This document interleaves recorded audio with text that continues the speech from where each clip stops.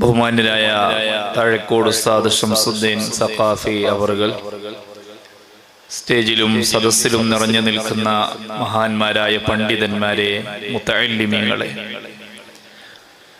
എൻ്റെ ശബ്ദം ശ്രവിച്ചുകൊണ്ടിരിക്കുന്ന നല്ലവരായ ഉപ്പ ഉമ്മമാർ, സഹോദരി സഹോദരങ്ങളെ, മാന്യ ശ്രോതാക്കളെ, അള്ളാഹുവിൻ്റെ വലിയൊരു തൗഫീഖ് കൊണ്ട് അനുഗ്രഹീതമായ ആത്മീയമായ ഒരു മജ്ലിസിൽ ഞാനും നിങ്ങളും ഒരുമിച്ച് കൂടിയിരിക്കുകയാണ്. ജഗന്നാഥനായ അല്ലാഹു റബ്ബുൽ ഇസ്സത്ത് നമ്മുടെ രണ്ട് ലോകത്തെ വിജയത്തിനും സാധ്യമാകുന്ന ഒരു മജ്ലിസായി ഇത് നമ്മിൽ നിന്ന് കബൂൽ ചെയ്തു തരുമാറാവട്ടെ. ആധുനിക ലോകം പുതിയ കണ്ടുപിടുത്തങ്ങളുടെയും വികാസം പ്രാപിച്ച ടെക്നോളജിയിലൂടെയും കടന്നു പോകുമ്പോൾ ആരും തന്നെ വിചാരിക്കേണ്ടതില്ല, പുതിയ കണ്ടുപിടുത്തങ്ങളും പുതിയ സാധ്യതകളുമാണ് നമ്മെ എല്ലാം പരിപൂർണതയിലും വിജയത്തിലും എത്തിക്കുന്നത് എന്ന്. മനുഷ്യൻ കണ്ടുപിടിക്കുന്നതിനപ്പുറത്തേക്ക് അവന് നിയന്ത്രിക്കാൻ കഴിയാത്ത വിവിധങ്ങളായിരിക്കുന്ന അവസ്ഥകൾ അല്ലാഹു സുബ്ഹാനഹു വ തആല നമ്മിലേക്ക് ഇട്ടുതരികയാണ്. വൈദ്യശാസ്ത്രത്തിന് പിടുത്തം കിട്ടാത്ത രോഗങ്ങൾ, നമുക്ക് മറികടക്കാൻ കഴിയാത്ത വലിയ പ്രതിസന്ധികൾ എല്ലാം നമ്മിലേക്ക് കടന്നു വരുമ്പോൾ നാം ഓർക്കേണ്ടത് ഒരു കാര്യമാണ്. 14 നൂറ്റാണ്ടുകൾക്ക് മുമ്പ് ലോകൈക ഗുരുവായ മുത്തുനബി മുഹമ്മദ് മുസ്തഫ സല്ലല്ലാഹു അലൈഹി വസല്ലമ തങ്ങൾ വിശ്വാസികളോട് വിളിച്ചു പറഞ്ഞൊരു യാഥാർത്ഥ്യമുണ്ട്. ലൻ യസ്ലഹ ആഖിറു ഹാദിഹിൽ ഉമ്മത്തി ഇല്ലാ ബിമാ സ്വലഹ ബിഹി അവ്വലുഹാ. മുൻഗാമികൾ അവരെങ്ങനെയാണോ നന്മയുടെ വഴികളിലെത്തിയത്, അവരെങ്ങനെയാണോ വിജയിച്ചത്, ആ വഴികളിലൂടെയല്ലാതെ നിങ്ങൾക്കൊരാൾക്കും വിജയിച്ചു കയറാൻ സാധ്യമല്ലെന്ന് പുന്നാര നബി സല്ലല്ലാഹു അലൈഹി വസല്ലം തങ്ങൾ പഠിപ്പിക്കുകയാണ്. അവരെങ്ങനെയാണ് ഔന്നിത്യത്തിന്റെ ചവിട്ടുപടികൾ കയറിപ്പോയത്? ആത്മീയതയും അറിവും തഖ്വയും കൈമുതലാക്കി അവര് മുന്നോട്ടു നീങ്ങിയപ്പോൾ വിജയം അവരെ തേടിയെത്തി. ആ ഒരു വഴിയിലൂടെയല്ലാതെ നമുക്കും രക്ഷപ്പെടുക സാധ്യമല്ല. ഒരു വിശ്വാസിയെ സംബന്ധിച്ചിടത്തോളം അവന്റെ കളഞ്ഞുപോയ നിധിയാണ് ഇൽമെന്ന് മുഹമ്മദ് മുസ്തഫ. ലോകത്ത് കഴിഞ്ഞുപോയ അമ്പിയാക്കളും മൗലിയാക്കളും സ്വാലിഹീങ്ങളും സൂഫിയാക്കളും അവരൊക്കെ സേവനം ചെയ്തത് അറിവിന് വേണ്ടിയായിരുന്നു. ശരീഅത്തിന്റെയും ത്വരീഖത്തിന്റെയും ഹഖീഖത്തിന്റെയും അറിവുകൾ കരഗതമാക്കിയാണ് ലോകത്തിന് മുഴുവൻ ആത്മീയ വെളിച്ചം പകർന്നത് മഹാനരായ ഗൗസുൽ ആദം ശൈഖ് മുഹയ്യിദ്ദീൻ അബ്ദുൽ ഖാദിർ ജീലാനി. ബലത്ത് ശരീഅത്തെന്നും കാടൽ ഉള്ളോവർ, ഇടത്ത് ഹഖീഖത്തെന്നും കാടൽ ഉള്ളോവർ, ബിൽ ഖുത്ബി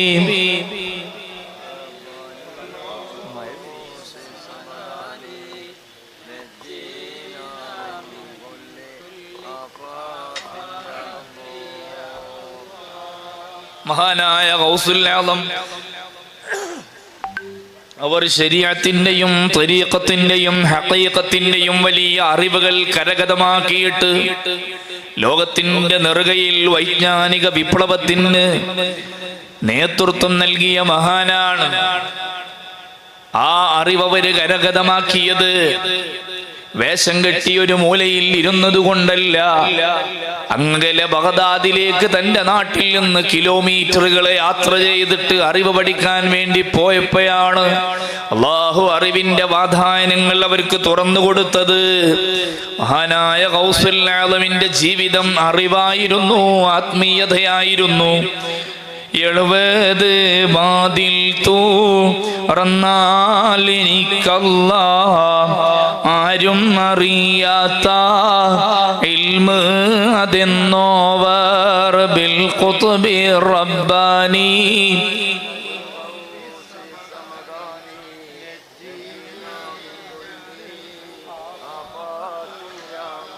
അറിവ് പഠിക്കാനുള്ള കഠിനമായ ത്യാഗങ്ങൾ, ആ ത്യാഗങ്ങൾ ഉള്ളതുകൊണ്ടാണ് സ്വന്തം നാട്ടിൽ നിന്ന് ഒരുപാട് ദിവസത്തെ യാത്രകൾക്കൊടുവിൽ ബഗ്ദാദിലെത്തിയത്. ആ ബഗ്ദാദിലെ ഔന്നിത്യത്തിന്റെ ചവിട്ടുപടികൾ കയറിപ്പോയ അറിവിന്റെ വലിയ ഗുരുക്കന്മാരിലേക്ക് എത്തിച്ചേർന്നത് ആ ഇൽമ പഠിക്കുമ്പോൾ അതുപോലെ മര്യാദയോടെ, ഗുരുത്വത്തോടെ, പൊരുത്തത്തോടെ അവര് അറിവിന്റെ വഴികളിലൂടെ കടന്നുപോയി.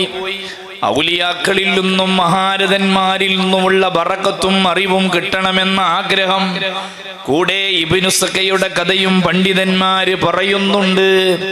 അയാള് മനസ്സിൽ വിചാരിച്ചതൊന്ന് പരീക്ഷിക്കണമെന്നാണ്. തന്റെ നാട്ടിൽ അറിയപ്പെട്ട ഗൗസ് എന്നറിയപ്പെടുന്ന, ഗൗസാണ് എന്നറിയപ്പെടുന്ന ഒരു വലിയ പണ്ഡിതനെ പോയിട്ട് പരീക്ഷിക്കണം, ചോദ്യം ചോദിച്ചു മുട്ടിക്കണം. എന്നിട്ട് അവസാനം താൻ വിജയിച്ചു എന്ന് വരണം എന്നാണ് കൂടെ പോയ ഇബ്നു സഖ ചിന്തിച്ചത്. അവരോട് അവസാനം ആ ചോദ്യങ്ങൾക്കൊക്കെ ചോദിക്കുമ്പോഴേക്ക് മറുപടി പറഞ്ഞിട്ട് അവര് പറഞ്ഞൊരു വാചകമുണ്ട്, നിന്നിൽ കുഫറിന്റെ മണം അനുഭവപ്പെടുന്നുണ്ട് എന്ന്. അവസാനമായി ഇബ്നു സഖ കാഫിറായി ചത്തുപോവുകയാണ് ചെയ്തത്. പക്ഷേ മഹാനരായ ഗൗസുൽ ആലം അവരാഗ്രഹിച്ചത് ആ ശൈഖിന്റെ ഉസ്താദിന്റെ പൊരുത്തം കിട്ടണമെന്നതാണ്. റബ്ബിൽ ഖുത്ബി റബ്ബിൽ ഖുത്ബി വൽ ഗൗസി സമദാനി.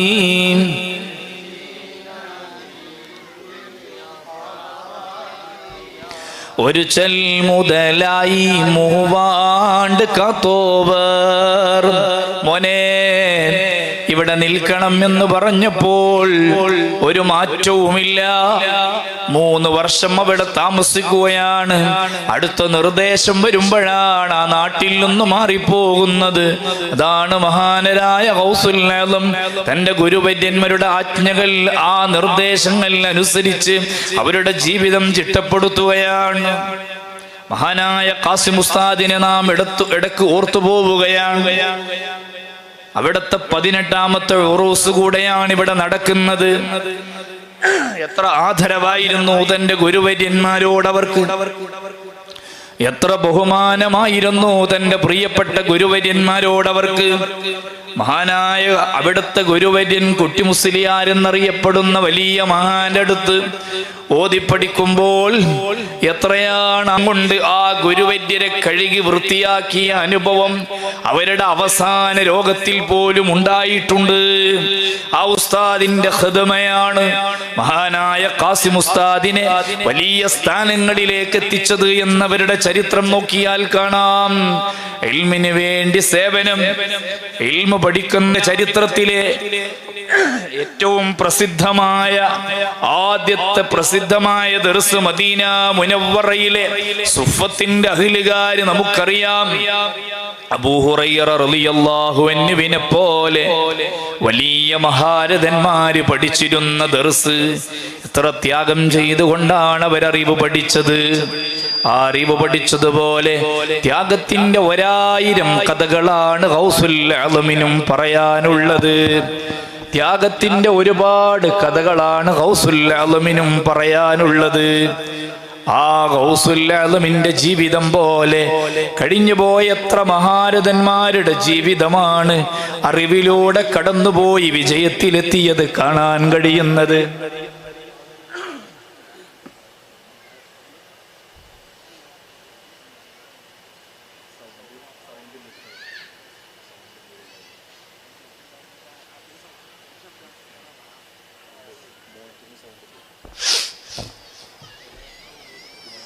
ആത്മീയതയുടെ അറിവിന്റെ വഴികളിലൂടെ കടന്നുപോയി ഗൗസുൽ ആലം.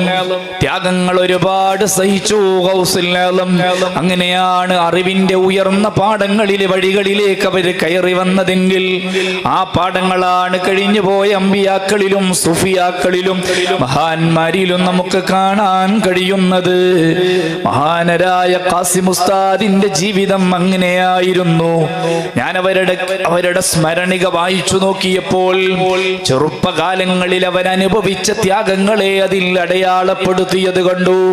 അങ്ങകലെ വെള്ളുവങ്ങാട് അവര് ദർസില് പഠിക്കുന്ന കാലഘട്ടത്തില് തൊപ്പിക്കുടയും തലയിൽ വെച്ച് നല്ല മഴക്കാലത്ത് അവര് നടന്നു വന്നു താഴെക്കോട്ടേക്ക് അവരുടെ നാട്ടിലേക്ക്.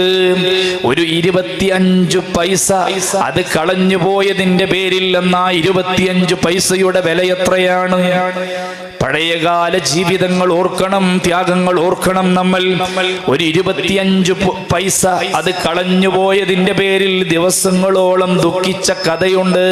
അവരുടെ സ്മരണികയിൽ പറയുന്നു, പടച്ചവനെ, എത്രയായിരുന്നു നമ്മുടെ മുൻഗാമികൾ ത്യാഗങ്ങൾ അനുഭവിച്ചത്, എത്രയായിരുന്നു അവരുടെ പ്രയാസങ്ങള്. അബ്ദുറഹ്മാൻ ഇബ്നു ഔഫ് റളിയല്ലാഹു അൻഹുവിന്റെ ജീവിതത്തിൽ അതാ ഒരു വലിയ സംഭവം കാണാം. അവരിങ്ങനെ ഇരുന്ന് കരയുകയാണ്. എന്തിനാണ് കരയുന്നത് അറിയില്ല. അവരോട് ചോദിച്ചു, നിങ്ങൾ എന്തിനാണ് കരഞ്ഞുകൊണ്ടിരിക്കുന്നത്? ഇന്നലകളിലെ ത്യാഗങ്ങൾ ആലോചിച്ചുകൊണ്ടാണ്.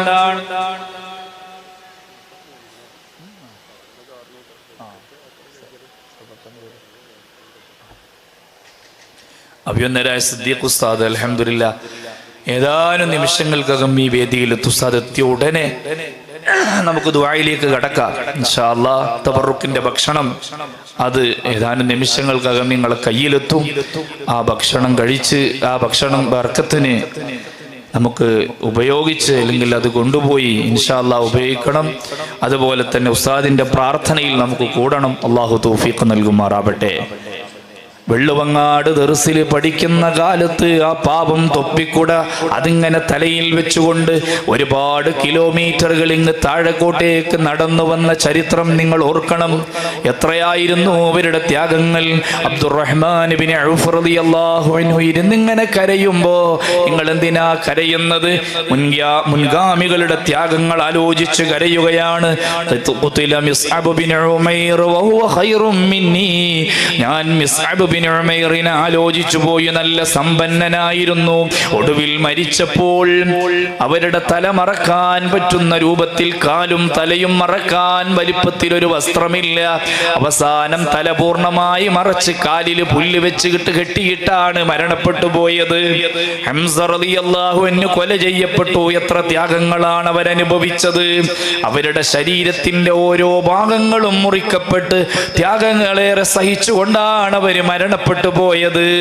ഇന്നലകളിൽ കഴിഞ്ഞു പോയ മഹാന്മാരുടെ ത്യാഗങ്ങളെ ഓർത്തുകൊണ്ട് കരയുകയാണ് മഹാനായ അബ്ദുറഹ്മാൻ. അവർക്ക് കഴിക്കാൻ ഭക്ഷണമുണ്ടായിരുന്നില്ല, കുടിക്കാൻ വേണ്ടതുപോലെ വെള്ളമുണ്ടായിരുന്നില്ല, ധരിക്കാൻ അവർക്ക് വസ്ത്രങ്ങൾ ഉണ്ടായിരുന്നില്ല. ഇന്ന് എത്ര വസ്ത്രമാണ് നമുക്ക്, എത്ര വലിയ വിഭവങ്ങളാണ് നമുക്ക്. ഇപ്പോ അന്നത്തെ 25 ക്യാഷിന്റെ പൈസയുടെ വില എത്രയാണ്? ഒരുപാട് ത്യാഗങ്ങൾ അനുഭവിച്ച കഥകൾ അവരുടെ സ്മരണികയിൽ പറയുന്നു. എന്റെ പ്രിയപ്പെട്ടവരറിയണം, ഇൽമു പഠിക്കുവാൻ വേണ്ടി ത്യാഗം ചെയ്ത ആ മഹാനായ പണ്ഡിതൻ ഫുഡ് ഉള്ളത് 2 ദിവസമാണ്. അതുകൊണ്ട് തന്നെ ഫുഡ് ഉള്ളത് 2 ദിവസമാണ്. അതുകൊണ്ട് തന്നെ ഇടയ്ക്ക് ഇറച്ചിയോ മീനോ കിട്ടിയ മുത്തഅല്ലിമീങ്ങൾക്ക് അത് വലിയൊരു റാഹത്താണ്. ഇടയ്ക്ക് സ്പെഷ്യൽ ഫുഡുകൾ വേറെയും കാണുന്നു. നന്നായി മീന് ആ മത്സ്യം നന്നാക്കിയിട്ട് ക്ലിയർ ചെയ്ത് അത് പാകം ചെയ്ത് കറി വെച്ചതും പൊരിച്ചതും കാണുകയാണ്. എന്താണ് സംഭവിക്കുന്നത്? ഉസ്താദിന്റെ സ്വന്തം പോക്കറ്റിൽ നിന്ന് ക്യാഷ് എടുത്തുകൊണ്ട് മത്സ്യം വാങ്ങിയിട്ട് ഇശാ മഗ്രിബിനിടയിൽ മുത്തഅല്ലിമീങ്ങൾ ഓതി പഠിക്കുമ്പോ ആ മുത്തഅല്ലിമീങ്ങളുടെ ഓത്ത് നഷ്ടപ്പെടുത്തരുത്. ഉസ്താദ് തന്നെ പോവുകയാണ്. തവാളുള്ള ഒരു പണ്ഡിതൻ, വിനയാന്വിതനായ പണ്ഡിതൻ, അവരുടെ കൈ കൊണ്ട് ആ മാംസം നന്നാക്കുകയും ആ മത്സ്യം മത്സ്യം നന്നാക്കുകയാണ്. അവര് തന്നെ അത് പാകം ചെയ്ത് പ്രിയപ്പെട്ട മുതഅല്ലിമീങ്ങൾക്ക് നൽകുന്ന രംഗം. ദർസിൽ പഠിക്കുമ്പോൾ മദ്രസയിൽ പഠിപ്പിക്കാൻ അനുവദിക്കുന്നില്ല. കാരണം എന്തേ? ഇൽമിലുള്ള ശ്രദ്ധ വിട്ടുപോകും എന്ന നിലക്കാണ്. പിന്നെ ജോലിയിലേക്കും ക്യാഷിലേക്കും മുതഅല്ലിമീങ്ങൾ തിരിഞ്ഞു പോകും. അതുകൊണ്ട് തന്നെ മുതഅല്ലിമീങ്ങൾ പഠിക്കുമ്പോൾ നന്നായി ഓതി പഠിക്കണം. അവര് ദർസിലേക്ക് മദ്രസയിലേക്ക് നീങ്ങേണ്ടതില്ല. ആ സമയത്ത് ജോലിയൊക്കെ പിന്നെ.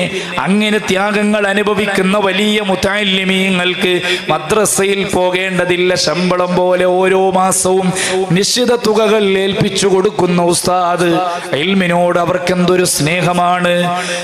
എൻ്റെ പ്രിയപ്പെട്ട സഹോദരങ്ങളെ, നമ്മൾ അറിയണം, മഹാനായ ഗൗസുൽ ആലമിനെയും മഹാനായ ഖാസിം ഉസ്താദിനെയും അനുസ്മരിക്കുന്ന ഈ വേദിയിൽ ഇൽമിന്റെ മഹാത്മ്യങ്ങൾ അറിയണം. പുന്നാര നബി മുഹമ്മദ് മുസ്തഫ സല്ലല്ലാഹു അലൈഹി വസല്ലം മുത്തുനബി പറയുകയാണ്, 5 വിഭാഗത്തിൽ ഉൾക്കൊള്ളണം.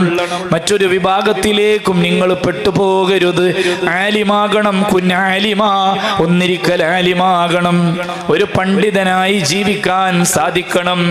ഇൽമു പഠിക്കുന്ന പണ്ഡിതൻ, പഠിപ്പിക്കുന്ന പണ്ഡിതൻ, ഇൽമു പഠിക്കുന്ന മുതഅല്ലിം, അവരുടെ പവർ എത്രയാണ്. സൈനുദ്ദീൻ മഖ്ദൂമിന്റെ അതിക്കെടുത്തു നോക്ക്. ഇന്നൽ ഇലാഹ വ അഹ്ല കുല്ലി സമാഇഹി വൽ അർളി ഹത്തൽ ഹുതി മഅനം ലിൽ ഫലാ കുല്ലു യുസല്ലി യാ ഹബീബു അലല്ലദീ ഖദ് അല്ലമൽ ഖൈറൽ ഉനാസ മുഹസിലാ.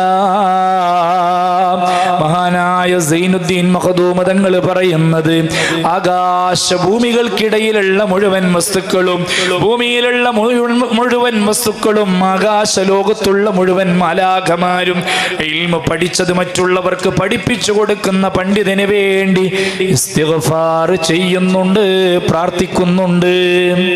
സൈനുദ്ദീൻ മഖ്ദൂം തങ്ങൾ പറയുകയാണ്, 100 റക്അത്ത് നിസ്കരിക്കുന്ന പണ്ഡിതൻ ഒരു സാധാരണക്കാരൻ, ഒരു ആബിദായ മനുഷ്യൻ ഒരു ഭാഗത്ത്, ഒരു ചാപ്റ്റർ, ഒരു അധ്യായം എടുത്ത് ദർസ് നടത്തുന്ന പണ്ഡിതൻ മറ്റൊരു ഭാഗത്ത്. ആർക്കാണ് അല്ലാഹു പവർ കൊടുക്കുന്നത്?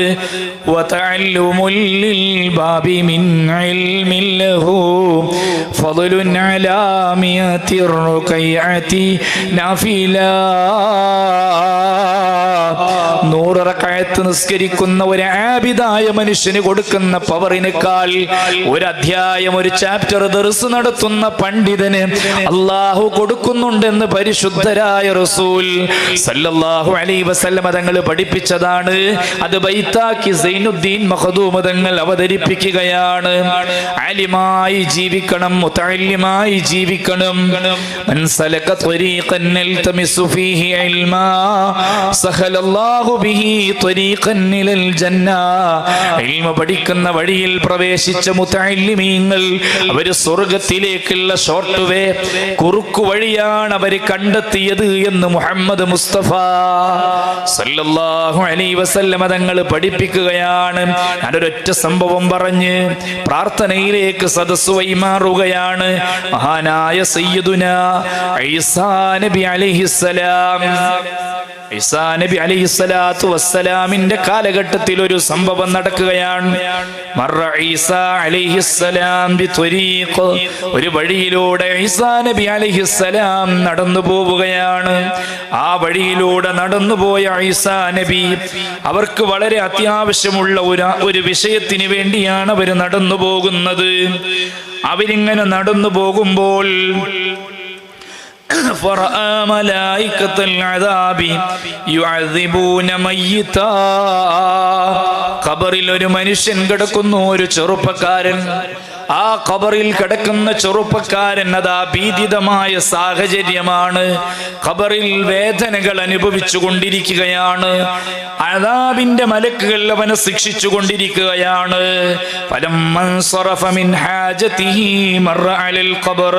ഇതേ ഖബറിന്റെ അരികിലൂടെ അല്പസമയം കഴിയുമ്പോ തന്റെ ആവശ്യങ്ങൾ കഴിഞ്ഞ അതേ വഴിയിലൂടെ തിരിച്ചു വരുമ്പോൾ അതാ ആ ഖബറിൽ കാണുന്നു റഹ്മത്തിന്റെ മാലാഖമാർ അവന് സൗകര്യങ്ങൾ ഒരുക്കിയത്.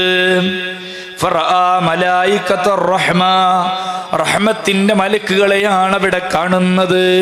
ഖബറിൽ സ്വർഗീയ അനുഭൂതികളാണ് ആ ചെറുപ്പക്കാരൻ ആസ്വദിക്കുന്നത്. ഫതഅജ്ജബ മിൻ ദാലിക, ഇതെങ്ങനെ സംഭവിച്ചു? ഇതേ ഖബറിന്റെ അരികിലൂടെയല്ലേ നേരത്തെ ഞാൻ നടന്നുപോയത്? ഈ ഖബറിന്റെ ഉള്ളിലുള്ള ചെറുപ്പക്കാരൻ ഇപ്പോ എന്തേ ഇങ്ങനെ മാറ്റം വരാൻ? ആ മഹാനായ ഈസ നബി 2 റക്അത്ത് നിസ്കരിച്ചു.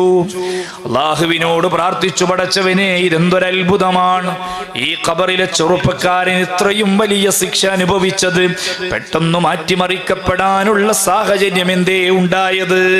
അല്ലാഹുവിനോട് പ്രാർത്ഥിച്ചപ്പോൾ അല്ലാഹു സുബ്ഹാനഹു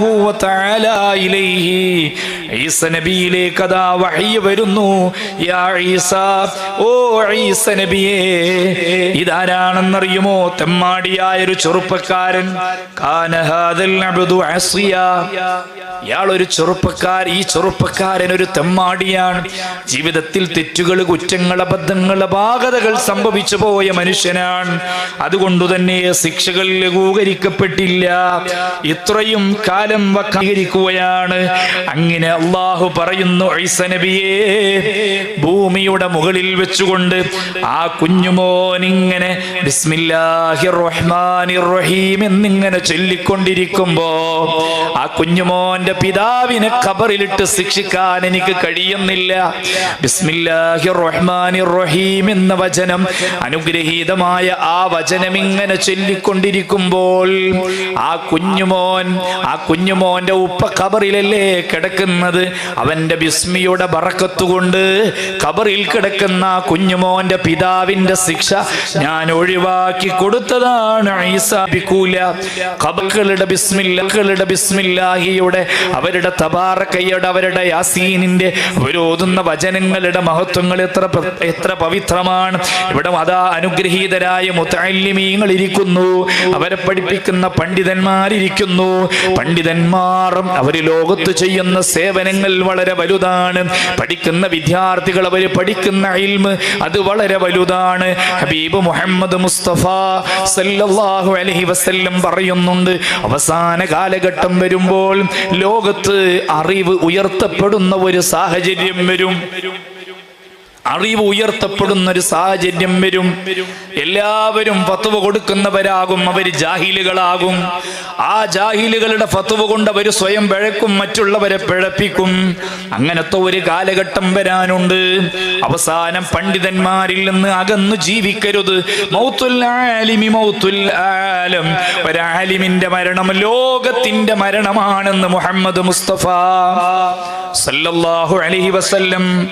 ആലിമീങ്ങളോടുള്ള ആദരവാണ് നമുക്ക് ബറക്കത്ത് കിട്ടാനുള്ള കാരണം. നമ്മൾ എന്തിനാണ് ഖാസിം ഉസ്താദിന്റെ ഈ സദസ്സിൽ വന്നിരിക്കുന്നത്? ആലിമിനെ എന്തിനാണ് നമ്മൾ അനുസ്മരിക്കുന്നത്? സാലിഹീങ്ങൾ അനുസ്മരിക്കുന്നത് നമ്മുടെ പാപം പൊറുക്കാനാണ്. ജീവിച്ചു കൊണ്ടിരിക്കുന്ന ആലിമീങ്ങളിൽ നിന്ന് അകന്നുപോയാൽ അല്ലാഹു നമ്മളെ പരീക്ഷിച്ചു കളയും. നന്നായി ജോലിയുണ്ട്, നല്ല ശമ്പളമുണ്ട്, ഒറ്റൊന്നിനും ബറക്കത്തുണ്ടാകൂല. അല്ലാഹു നമ്മളെ കാത്തുരക്ഷിക്കട്ടെ, അല്ലാഹു നമ്മളെ കാത്തുരക്ഷിക്കട്ടെ. ഞാൻ എൻ്റെ പ്രസംഗം ചുരുക്കുകയാണ്. എൻ്റെ പ്രിയപ്പെട്ടവരറിയണം, കഴിഞ്ഞു പോയ മുൻഗാമികൾ അവരറിവിന് പ്രാധാന്യം കൊടുത്ത് രക്ഷപ്പെട്ടവരാണ്, അറിവിലൂടെ ആത്മീയതയിലേക്ക് എത്തിയവരാണ്. അല്ലദീന ആമനൂ വകാനൂ യത്തഖൂൻ, അറിവുള്ളവർക്കാണ് അതാ തഖ്വ. പൊരുത്തപ്പെടിക്കാൻ ചെന്നപ്പോഴാണ് പ്രിയപ്പെട്ട ഒരു മഹാനായ സൂഫി വര്യനെ കണ്ടത്. അയാളുടെ തോട്ടമായിരുന്നു. പൊരുത്തപ്പെടിക്കുമ്പോൾ ഞാൻ പൊരുത്തപ്പെട്ടു തരൂല എന്ന് പറയുകയാണ്. ചില ധാരണകൾ മനസ്സിൽ വെച്ച് ചെയ്തതാണ്. എന്റെ മോളെ കല്യാണം കഴിക്കണമെന്ന് പറയുകയാണ്. അവസാനം ആ മോൾക്ക് കയ്യും കാലുമൊന്നുമില്ലെന്ന് പറയുകയാണ്.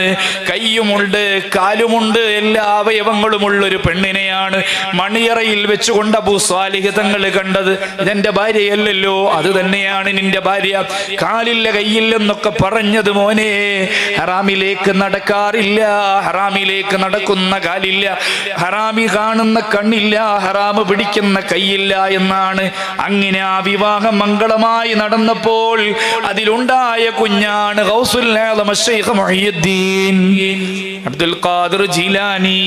സ്വാലിഹീങ്ങൾ അങ്ങനെയാണ്. സൂക്ഷ്മതയുള്ളവരാണ് ജീവിതത്തിൽ. എന്തുകൊണ്ട്? ഇൽമ കിട്ടുമ്പോഴാണ് ജീവിതത്തിൽ സൂക്ഷ്മതയുണ്ടാകുന്നത്. ഞാൻ ഇന്ന് ഇവിടെ ഇരുന്നു കൊണ്ട് തന്നെ ഖാസിം ഉസ്താദിന്റെ ഒരു അനുസ്മരണ പുസ്തകം വായിച്ചു. ആ പുസ്തകത്തിൽ അവിടുത്തെ ഒരു ശിഷ്യൻ എഴുതി വെച്ചത് കണ്ടു. പടച്ചവനെ, അങ്ങ് കേരളയിൽ അവര് ദർസ് നടത്തുമ്പോൾ അവിടെ പുറത്തേക്ക് പോകണം, ടോയ്ലറ്റിലേക്ക്. ആ ടോയ്ലറ്റിലെത്തിയിട്ട് അവര് തിരിച്ചു പോരുമ്പോ അവിടെയുള്ള അടക്കകളൊക്കെ പെറുക്കുകയാണ്. ആ അടക്കകളൊക്കെ പെറുക്കിയിട്ട് പള്ളിയുടെ അടിഭാഗത്ത് ഒഴിഞ്ഞ മഴ കൊള്ളാത്തൊരു ഭാഗത്ത് അതൊക്കെ ഒരുമിച്ച് കൂട്ടുകയാണ് ഖാസിം ഉസ്താദ്. അതിൽ നിന്നും 2 അടക്കകൾ എടുക്കുകയാണ്. അത് തൊലിച്ചിട്ട് അതാ അവരിങ്ങനെ വെറ്റില മുറക്കുന്ന സ്വഭാവം ഉണ്ടൊന്ന് വെറ്റില മുറുക്കുകയാണ്.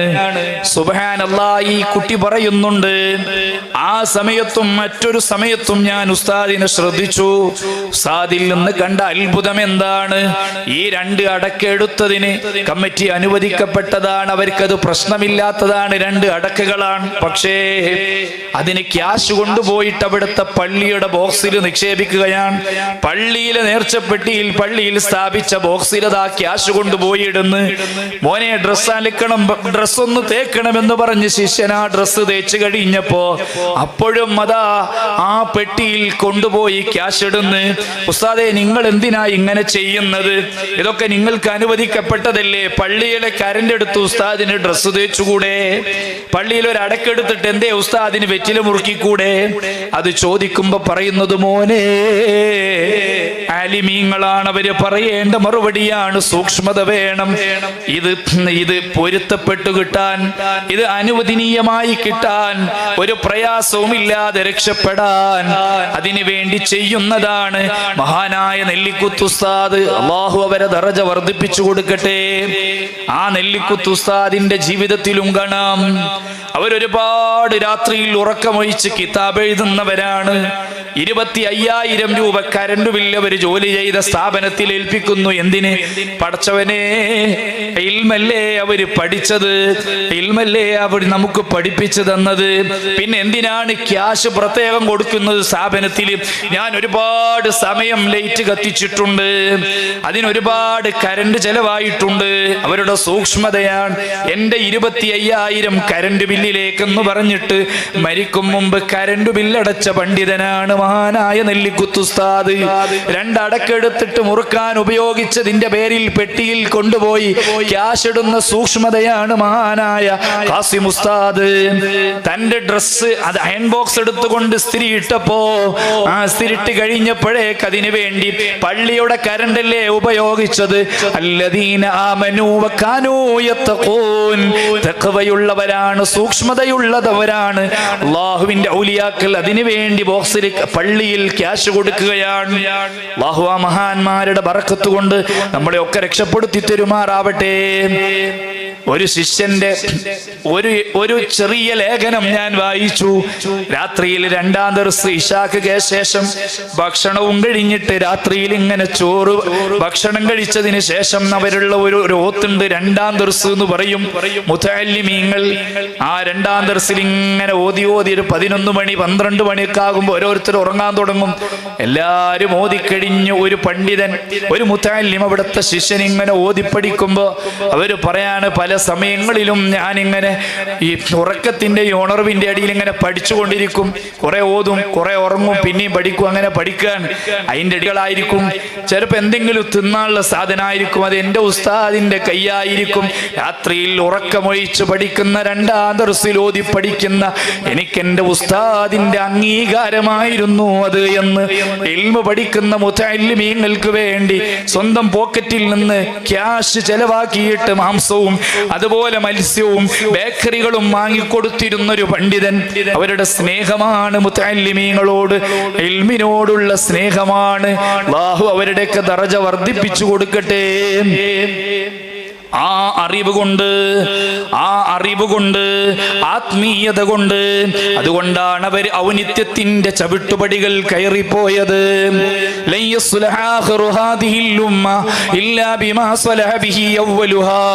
ആ മുൻഗാമികൾ രക്ഷപ്പെട്ട വഴിയിലൂടെയല്ലാതെ നിങ്ങൾക്കും രക്ഷപ്പെടാൻ സാധ്യമല്ല എന്ന് നമ്മൾ ആത്മീയതയിൽ നിന്ന് അകന്നുപോയോ, എന്ന് ദിക്റിന്റെ മജ്ലിസുകൾ അലർജിയായോ, എന്ന് റാത്തീബുകൾ നമുക്ക് അലർജിയായോ, എന്ന് മുഹ്യിദ്ദീൻ ശൈഖിന്റെ പേരിൽ നേർച്ചയാക്കുന്നത് നമുക്ക് അലർജിയായോ, അന്ന് പരീക്ഷണങ്ങൾ വന്നു തുടങ്ങും.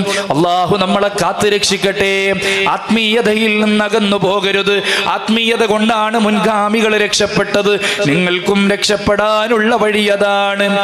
ആ മഹാരഥന്മാരുടെ, ആ ആത്മീയ പുരുഷന്മാരുടെ ജീവിതത്തിൽ അവർ ഔന്നിത്യത്തിലേക്ക് എത്തിയ മറ്റു വിവിധങ്ങളായിരിക്കുന്ന വിശേഷണങ്ങളുണ്ട്. ഓരോന്നെടുത്ത് ചർച്ച ചെയ്യാൻ സമയമില്ല. മഹാനായ ഗൗസുൽ ആലം പറയുന്നുണ്ട്, ഞാൻ ഏറ്റവും വലിയ ഔന്നിത്യത്തിലേക്ക് എത്തിയത് സത്യസന്ധത കൊണ്ടാണ്, കളവ് പറയാത്തത് കൊണ്ടാണ്, ജീവിതത്തിൽ ഒരു കളവും പറയാതെ ജീവിച്ചത് കൊണ്ടാണ്. നമ്മുടെ മക്കൾക്ക് നമ്മൾ പഠിപ്പിച്ചു കൊടുക്കേണ്ട മൂല്യം അതാണ്. മുത്തുനബി പറയുന്നുണ്ട് സല്ലല്ലാഹു അലൈഹി വസല്ലം, 3 കാര്യങ്ങൾ നിങ്ങൾ പഠിപ്പിച്ചു കൊടുത്താൽ ആ മക്കൾ നല്ലവരാകും, അവര് വളയാതെ വളരും, നിങ്ങൾക്ക് തന്നെ ആ മക്കളെ ഉപകാരപ്പെടും. ആ 3 കാര്യങ്ങൾ, ഒന്ന് ഹബീബ് പഠിപ്പിക്കുന്നത് മഹബ്ബത്തുർ റസൂലാണ് സല്ലല്ലാഹു അലൈഹി വസല്ലം, പുന്നാര നബിയോടുള്ള സ്നേഹം, മുത്തുനബിയെ സ്നേഹിച്ചുകൊണ്ടുള്ള ജീവിതം. ആ മുത്തുനബിയുടെ വഴിയിലൂടെ സഞ്ചരിക്കുന്നവർക്കാണ് രക്ഷയുള്ളത് എന്ന് വിശുദ്ധ ഖുർആൻ പഠിപ്പിക്കുന്നുണ്ട്. പുന്നാര നബിയുടെ ഹദീസുകൾ പഠിപ്പിക്കുന്നുണ്ട്. കളവ് പറയാതെ കുഞ്ഞുമക്കളെ പഠിപ്പിക്കുന്ന വിഷയം ഏറ്റവും കൂടുതൽ നമ്മൾ ശ്രദ്ധിക്കേണ്ടതാണ്. കളവ് പറയല്ല എന്നും ചെന്നാരെ കള്ളന്റെ കയ്യിലെ പൊന്ന് കൊടുത്തോവർ. മഹാനായ ഗൗസുൽ ആലമിന്റെ ജീവിതം അതാണ്. മഹാനവറുകളോട് ചോദിക്കുന്നുണ്ട്, നിങ്ങൾ എങ്ങനെ വലിയ സ്ഥാനത്തിലേക്ക് എത്തിയത്? അലാമാനിൽ തഹാദൽ മൻസിബ്, ഈ വലിയ സ്ഥാനം നിങ്ങൾക്ക് എങ്ങനെ കിട്ടി ശൈഖ് അവറുകളെ എന്ന് ചോദിക്കുമ്പോ ഗൗസുൽ ആലം പറയുന്ന മറുപടി എന്താണ്? അലസ്സുദ്ഖി മാ കദിബ്തു ഖത്തു, ഞാൻ എൻ്റെ ജീവിതത്തിൽ ഈ വലിയ സ്ഥാനങ്ങളിലേക്ക് ഉയർന്നു വന്നത് സത്യസന്ധത കൊണ്ടാണ്. ജീവിതത്തിൽ ഞാൻ ഒരിക്കലും കളവ് പറഞ്ഞില്ല. ഞാൻ പള്ളിക്കൂടത്തിൽ പഠിക്കാൻ പോകുന്ന കാലത്ത് പോലും ഒരിക്കലും കളവ് പറയാതെ ജീവിച്ചത് കൊണ്ടാണ് ഈ വലിയ സ്ഥാനങ്ങളിലേക്ക് എൻ്റെ റബ്ബെന്നെ ഉയർത്തിക്കൊണ്ടുവന്നത് എന്ന് ഗൗസുൽ ആലം കയ്യിലെ പൊന്ന് കൊടുത്തോവർ. എൻ്റെ പ്രിയപ്പെട്ടവരെ, ഞാൻ എൻ്റെ പ്രസംഗം നിർത്തുന്ന ഒരൊറ്റ കാര്യം കൂടെ പറഞ്ഞിട്ട്, ഗൗസുൽ ആലമിന്റെ ഉയർച്ചയുടെ കാരണങ്ങളിൽ ഏറ്റവും പ്രധാനപ്പെട്ട ഒന്ന്, ഗൗസുൽ ആലമിന്റെ ജീവിതത്തിൽ മുത്തുനബിയോടുള്ള മഹബത്താണ്.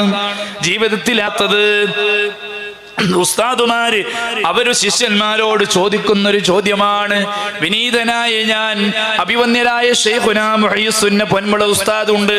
ഈ അടുത്ത കാലത്ത് ആനമങ്ങാട് അബ്ദുറഹ്മാൻ മുസ്ലിയാർ നമ്മോട് വിട പറഞ്ഞു. അല്ലാഹു അവരെ ദറജ വലുതാക്കി കൊടുക്കട്ടെ. ആനമങ്ങാട് അബ്ദുറഹ്മാൻ മുസ്ലിയാരുണ്ട്, ശൈഖുനാ മുഹയ്യിസുന്ന പൊന്മുള ഉസ്താദ് ഉണ്ട്, ശൈഖുന എന്നെ പഠിപ്പിക്കുന്ന എൻ്റെ ഉസ്താദ് പൊന്മുള ബാക്കവി ഉസ്താദും ഉണ്ട്. 3 പേരുണ്ട്.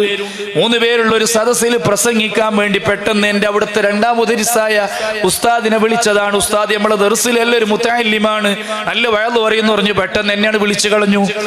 ഞാൻ എണീറ്റ് നോക്കുമ്പോ ഈ ഉസ്താദുമാരെ മുന്നിൽ നിന്ന് ഭംഗിയായി പ്രസംഗിക്കാൻ കഴിയുന്നില്ല. 15 മിനിറ്റ് പറഞ്ഞൊപ്പിച്ച് വേഗം തടികാലിയാക്കി. പിറ്റേ ദിവസം തഫ്സീർ ക്ലാസിന്റെ മുന്നിൽ ഉസ്താദ് വന്നപ്പോൾ ക്ലാസ് എടുക്കുമ്പോൾ ഉസ്താദ് ചോദിച്ചു, എന്തേ ഹംസേ ഇന്നലെ ഉഷാറായി പ്രസംഗിക്കാതിരുന്നത്? ഞാൻ പറഞ്ഞു, ഉസ്താദേ, എല്ലാരെയും മുന്നിൽ, വലിയ മഹാന്മാരെ മുന്നിൽ വെച്ച്, വന്യരായ പൊന്മുള ഉസ്താദിന്റെ, ആനമങ്ങാട് ഉസ്താദിന്റെ മുന്നിൽ വെച്ച് ഞാൻ എങ്ങനെ പ്രസംഗിക്കാനാ? ഉസ്താദ് അതിനുള്ള പരിഹാരം പറഞ്ഞു. ഇനി മുതൽ ഇങ്ങനെ പ്രസംഗിക്കണമെന്ന് പറഞ്ഞു. അതാണ് നമ്മുടെ ഇന്നത്തെയും ഊർജം, എന്നത്തെയും ഊർജം. മഹാനായ ഗൗസുൽ ആലമിന് പറയാനുള്ളത് ആരോടാണ്? തന്റെ പ്രിയപ്പെട്ട വല്ലിപ്പയായ മുത്തുനബിയോടാണ്. എന്തേ ഭംഗിയായി പ്രസംഗിക്കാത്തത് എന്നൊരു ചോദ്യം ചോദിച്ചപ്പോൾ സുബ്ഹാനല്ലാഹ് അവര് പറയാണ്, കൈഫ തകല്ലമു അലാ ഫുസഹായി ബഗ്ദാദ്. വല്ല സാഹിത്യകാരന്മാരാ അവിടെ ഉള്ളത്. ഈ സാഹിത്യകാരന്മാരായ നല്ല ആളുകളുടെ മുന്നിൽ എങ്ങനെ അറബി പറയാൻ ഞാനാണ്, നല്ല അറബി അറിയുന്നവരാ എൻ്റെ മുന്നിൽ, എനിക്കെങ്ങനെ സംസാരിക്കാൻ അറിയും? വേദാംബർ അവർ ബായിൽ തുപ്പി കൊടുത്തോവർ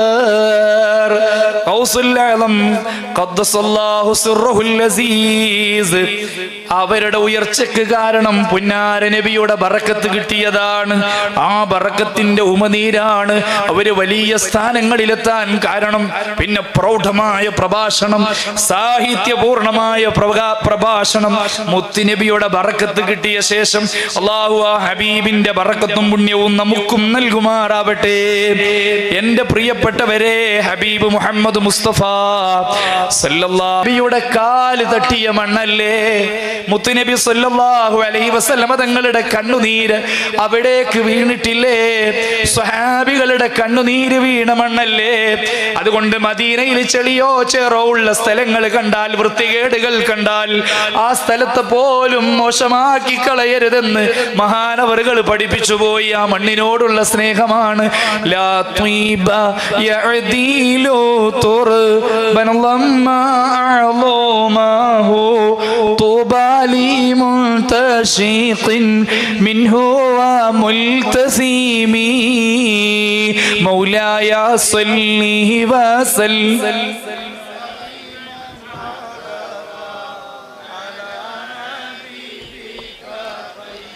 للخلق كلهم. എന്തോ ഒരു സുഗന്ധമുള്ള മണ്ണാണ്. ആ മണ്ണിനെ പോലും നിസാരപ്പെടുത്തരുതെന്ന് ആദരവോടെ പഠിപ്പിച്ചു ഗൗസുല്ലാദം. അതാണ് ഇമാം ബുസൂരിയും പറഞ്ഞത്, മദീനയുടെ മണ്ണിനോട് പോലും പവിത്രതയാണ്. മദീനത്തെ മണ്ണിനെ കവച്ചു വെക്കാൻ പറ്റുന്ന സുഗന്ധമുള്ള ഒരു മണ്ണുണ്ടോ?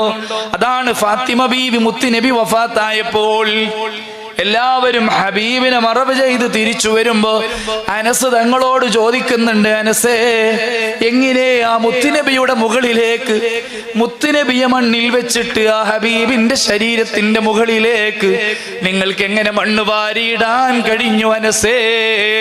ഹബീബ് സല്ലല്ലാഹു അലൈഹി വസല്ലം തങ്ങളുടെ കരളിന്റെ കഷ്ണമായ ഫാത്തിമ ബീവി ചോദിക്കുന്നുണ്ട്. പിന്നെ സിയാറത്തിന് പോവുകയാണ്.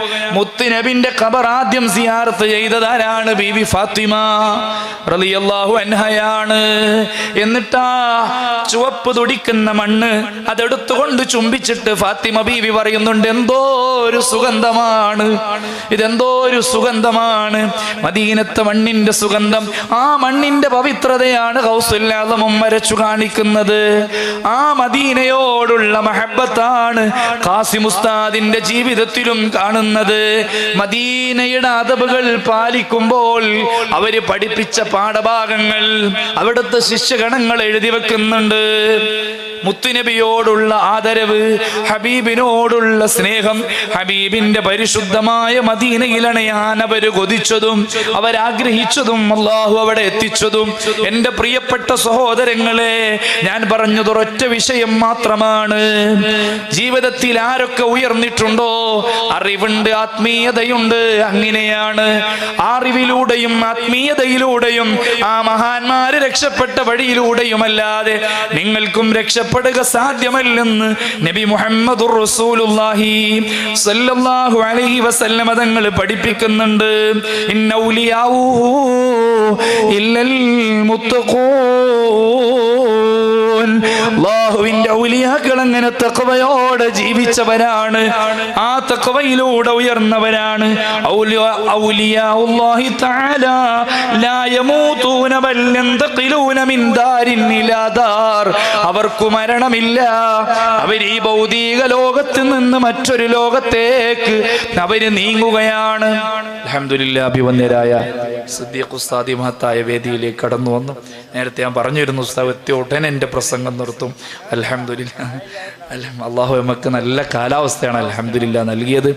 അല്ലാഹു നിലനിർത്തി തരുമാറാവട്ടെ. ഇന്ന് അസർക്കൊക്കെ നല്ല മഴയാണ്, നമുക്ക് തന്നെ പേടി. ഉസ്താദ് എങ്ങനെയത്? അൽഹംദുലില്ലാഹ്, ഒരു യഖീനുറപ്പിലും മൂപ്പര് അൽഹംദുലില്ലാഹ് ഒക്കെ നടക്കും. വാപ്പാൻ്റെ പേരിൽ ഫാത്തിഹ ഓതി, ഔസുല്ലാദമിൻ്റെ പേരിൽ ഫാത്തിഹ ഓതി നമ്മളെ പരിപാടി ഇന്നും അരക്കുപറമ്പ് വിനീതനായ ഞാൻ ദർസ് എടുത്തുന്ന സ്ഥലത്ത് ഉസ്താദ് രാവിലെ വരും. ഉസ്താദും അവിടുത്തെ ഉസ്താദാണ്, മുദരിസാൻ. ഒരു രൂപ പോലും ശമ്പളം വാങ്ങാതെ അവിടുത്തെ മുത്തഅല്ലിമീങ്ങൾക്ക് ശർഹുൽ ഖായിദും അതുപോലെ തന്നെ അവിടുത്തെ മുത്തഅല്ലിമീങ്ങൾക്ക് മഹല്ലിയും ജംഉം വലിയ വലിയ വലിയ കിതാബുകളൊക്കെ ഓതി കൊടുക്കുകയാണ്. അല്ലാഹു ഉസ്താദിന്റെ ഇൽമിൽ ബറക ഔഷധ വീര്യമുള്ള ഒരു വലിയ. എൻ്റെ പ്രിയപ്പെട്ട ഉമ്മ അടക്കം പലരും അസുഖമായി കിടക്കുന്നു. അല്ലാഹു എല്ലാവർക്കും ശിഫ നൽകുമാറാവട്ടെ. എൻ്റെ മഹല്ലത്തിൽ അവിടെ പിന്നെ എല്ലാ അർത്ഥത്തിലും മദ്രസയിൽ പഴയ ഉസ്താദായിരുന്നു, ദീനീ പ്രവർത്തകനായിരുന്നു. ഒരുപാട് വിഷമം, ഡയാലിസിസ് ചെയ്ത് കുറേ കാലം അസുഖമായിട്ട് കിടന്നാണ് പ്രിയപ്പെട്ട അബ്ബാസ് മുസ്ലിയാർ അരക്കുപറമ്പ്. എല്ലാവർക്കും അറിയാം. അദ്ദേഹം ഇപ്പോൾ മരണപ്പെട്ട് കിടക്കുകയാണ്. നാളെ 8 മണിക്ക് അവരുടെ ജനാസ എടുക്കണം. അല്ലാഹു അവരുടെ ഖബർ നീ സന്തോഷത്തിലാക്കണേ അല്ലാഹ്. ജീവിതത്തിൽ അവരൊരുപാട് വിഷമങ്ങളും വേദനകളും ഡയാലിസൊക്കെ ചെയ്ത് കഷ്ടപ്പെട്ട് ഡയാലിസിന് പോയതാണ്. ഇന്ന് ഹോസ്പിറ്റലിൽ കഴിഞ്ഞ അവസാനത്തെ ടൈമായപ്പോൾ പെട്ടെന്ന് അങ്ങോട്ട് ജീവൻ നിലച്ചുപോയി. അല്ലാഹുവേ, ഞങ്ങളൊക്കെ മരണം എപ്പോഴാണെന്നറിയില്ല. നല്ല മരണങ്ങൾ നൽകണേ അല്ലാഹ്. ഖാസിം ഉസ്താദ് അവരവസാനം അവരെ ഇൽമു പഠിക്കുന്ന സ്ഥലത്തു നിന്നാണ് മരണപ്പെടുന്നത്. ഇൽമുമായി ബന്ധപ്പെട്ട് അന്നും ദർസ് നടത്തി, അന്നും ഇമാമ് നിന്ന്, ഇശാഇന്റെ ശേഷം ഇമാമ് നിന്ന് നല്ല നിലക്കാണ് മരിക്കുന്നത്.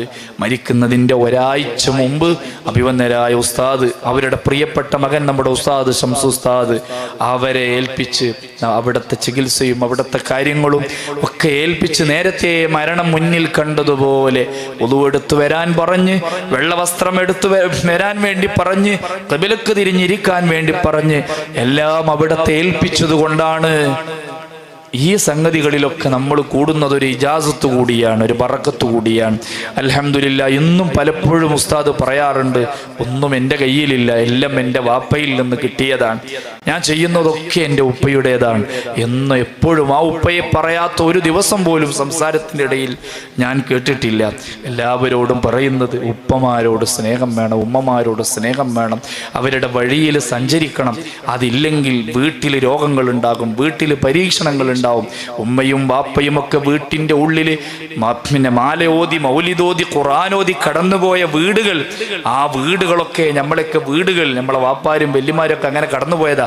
ആ വീട് എൻ്റെ കുട്ടിനെ നന്നാക്കണമെന്ന് പറഞ്ഞ് അവർ പറഞ്ഞൊരു ദുആ ഉണ്ടല്ലോ, ആ ദുആകളാണെന്നൊക്കെ നമ്മൾ ഉസ്താദുമാരായി നമ്മളിങ്ങനെ നല്ലലേക്ക് ജീവിക്കാനൊക്കെ അവരുടെയൊക്കെ പ്രാർത്ഥനകളാണ്. അല്ലാഹുവേ, അവരുടെയൊക്കെ പൊരുത്തം, പ്രത്യേകിച്ച് ഖാസിം ഉസ്താദിൻ്റെ പൊരുത്തം അവരെ മകനായ ശംസു ഉസ്താദിനും അതുപോലെ ഞങ്ങൾക്കൊക്കെ നൽകണേ അല്ലാ. അവിടുത്തെ ഭാര്യ, അവിടുത്തെ മക്കൾ എല്ലാവർക്കും ആ ഒരു പൊരുത്തം നൽകണേ അല്ലാ. അവിടുത്തെ ഭാര്യ ശംസു ഉസ്താദിൻ്റെ ഉമ്മ, അവരൊക്കെ ഇവിടെ ഉണ്ട്. അല്ലാഹു അവർക്കൊക്കെ ദീർഘായുസ്സും ആഫിയത്തും നൽകണേ അല്ലാ. പടച്ചവനെ, അവിടുത്തെ പെൺമക്കൾ, മറ്റു ആൺമക്കൾ, അവരുടെ മക്കൾ, പേരമക്കൾ, മരുമക്കൾ, ആർക്കും ഒരു രോഗം, ഒരു അടങ്ങേർ, ഒരു വിഷമം പ്രത്യേകിച്ചും കൊടുക്കല്ലേ അല്ലാ. ഈ സദസ്സിലുള്ള ഞങ്ങളൊക്കെ ഗൗസുൽ ആലമിൻ്റെ ബർക്കത്ത് കൊണ്ട്, മഹാനായ ഖാസിം ഉസ്താദിൻ്റെ ബർക്കത്ത് കൊണ്ട് ഞങ്ങൾക്കും, ഞങ്ങളമ്മമാർ, ഞങ്ങളെ വാപ്പാര്, അഭിവന്ദന ഞങ്ങളെ ഉസ്താദുമാരെല്ലാവർക്കും രോഗങ്ങളിൽ നിന്നും വിഷമങ്ങളിൽ നിന്നും കടങ്ങളിൽ നിന്നും പ്രയാസങ്ങളിൽ നിന്നും രക്ഷ തരണേ അല്ലാ. മരണപ്പെട്ടു പോയ ബഹുന്യരായ അബ്ബാസ് ഉസ്താദ് അടക്കങ്ങളിൽ നിന്ന് വിട്ടുപിരിഞ്ഞു പോയ ഞങ്ങളെല്ലാവരും, ഞങ്ങളമ്മാര്, വാപ്പാര്, വല്യപ്പാര്, വല്യമാര്, മരിച്ചോൽ ആരെക്കണ്ടോൽക്കൊക്കെ പടച്ചവനെ നീ പുറത്തു കൊടുക്കണേ അല്ലാ. ഈ മജ്ലിസ് ഖബൂലാക്കണേ അല്ലാ. ഞങ്ങളെല്ലാവരും ദുആ ചെയ്യണം. ഇൻഷാ അല്ലാ ഞാൻ ദുആ ചെയ്യാം എന്ന് ഏൽപ്പിച്ചുകൊണ്ട് അഭിവന്ദരായ സിദ്ദീഖ് ഉസ്താദിന് വേണ്ടി വേദി ഒഴിഞ്ഞു കൊടുക്കുന്നു. അസ്സലാമു അലൈക്കും.